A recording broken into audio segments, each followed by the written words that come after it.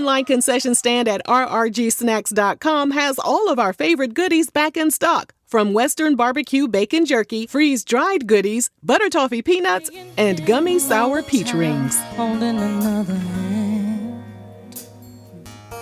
She's staring me down. Heather Headley has proven time and time again that she can do it all: sing, act, perform, and even dominate Broadway. Since the late 90s, she has built a career filled with accolades. But despite her immense talent and critical acclaim, she never quite reached the level of superstardom that many expected. Why didn't her career take off the way it seemed destined to?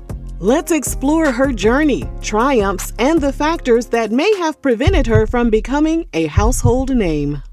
Born on October 5, 1974 in Trinidad and Tobago, Heather Headley grew up in a home filled with music. Her parents exposed her to various art forms from an early age, and by the age of 4, she had already started playing piano. However, her musical education extended beyond classical piano. Growing up in the Caribbean, she was immersed in the sounds of reggae and calypso, which gave her a diverse musical foundation. According to the New York Times, Heather and her family immigrated to the U.S. in 1989 when she was 15 and settled in Fort Wayne, Indiana. Moving to a new country at such a pivotal age could have been overwhelming, but Heather quickly adapted. Her love for music expanded as she became exposed to American genres like R&B, gospel, and Broadway show tunes. High school gave her the first taste of musical theater as she took on lead roles in productions such as Camelot, Man of La Mancha, and Funny Girl. It was clear she had the talent and drive to succeed in entertainment.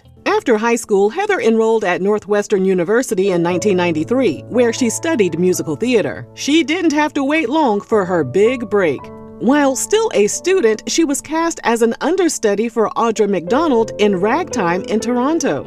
Soon after, Disney took notice of her talent and cast her in a pre-Broadway production of The Lion King in Minneapolis, where she originated the role of Nala. Heather also had to make a hard decision about whether or not to stay in school. Ultimately, she dropped out of college in 1996. This decision paid off when she landed the lead role in Elton John's Broadway musical. Her performance was nothing short of dazzling, earning her the 2000 Tony Award for Best Actress in a Musical, as well as the Drama Desk Award for Outstanding Actress in a Musical. At this point, it seemed that Heather was on an unstoppable trajectory. She had conquered Broadway, and many assumed she would soon transition into mainstream music or Hollywood. But things didn't unfold quite as expected.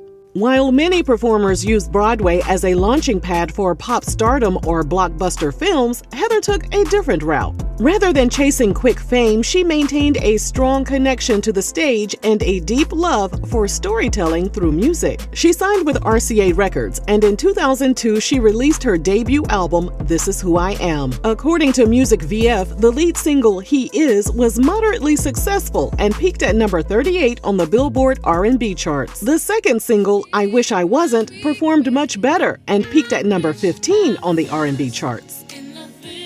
While this was an impressive start, her career as a recording artist didn't quite take off the way it did for contemporaries like Alicia Keys and Beyoncé. One of the biggest factors was her label's instability. RCA underwent restructuring during the early 2000s, leading to delays and a lack of consistent promotion for Heather's music.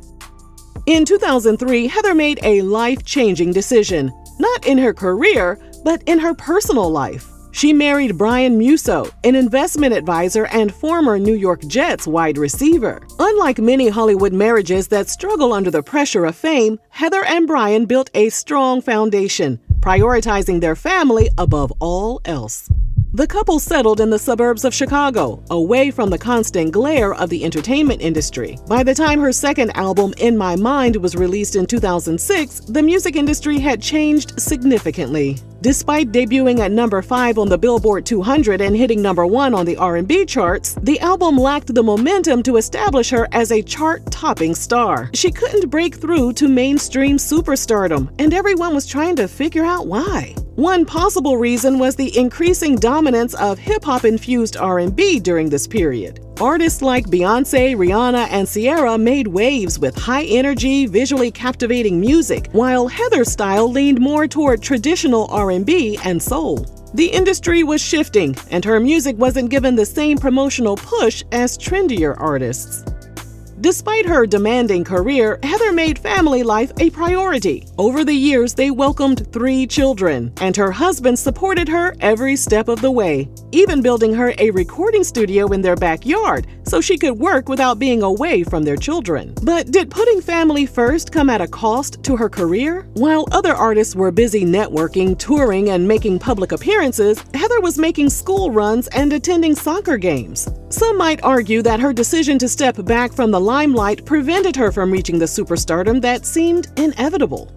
In 2009, Heather received one of the biggest honors of her career, an invitation to perform at President Barack Obama's inauguration. But while many artists leveraged moments like this to catapult themselves into greater fame, Heather remained relatively low-key. Rather than aggressively pursuing pop culture relevance, she focused on passion projects, including gospel music. In 2009, Heather joined forces with legendary singer Al Green to collaborate on the single People Get Ready for the star-studded compilation album Oh Happy Day, an all-star music celebration.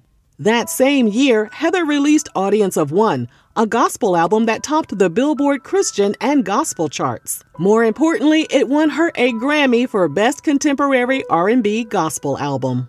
Winning a Grammy is often a career-defining moment, but for Heather, it solidified her versatility rather than propelling her into the mainstream.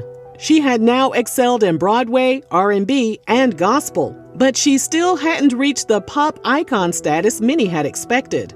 Heather temporarily moved to London in 2012 to star in the musical The Bodyguard, which Whitney Houston had originated in the hit movie. Heather hoped the play would make it to Broadway, but it didn't, which was a bit of a disappointment. According to the Daily Northwestern, after more than 15 years away, Heather finally returned to Broadway in 2016, replacing Jennifer Hudson in The Color Purple. She admitted she was nervous despite her vast experience, but the moment she stepped on stage, it felt like home.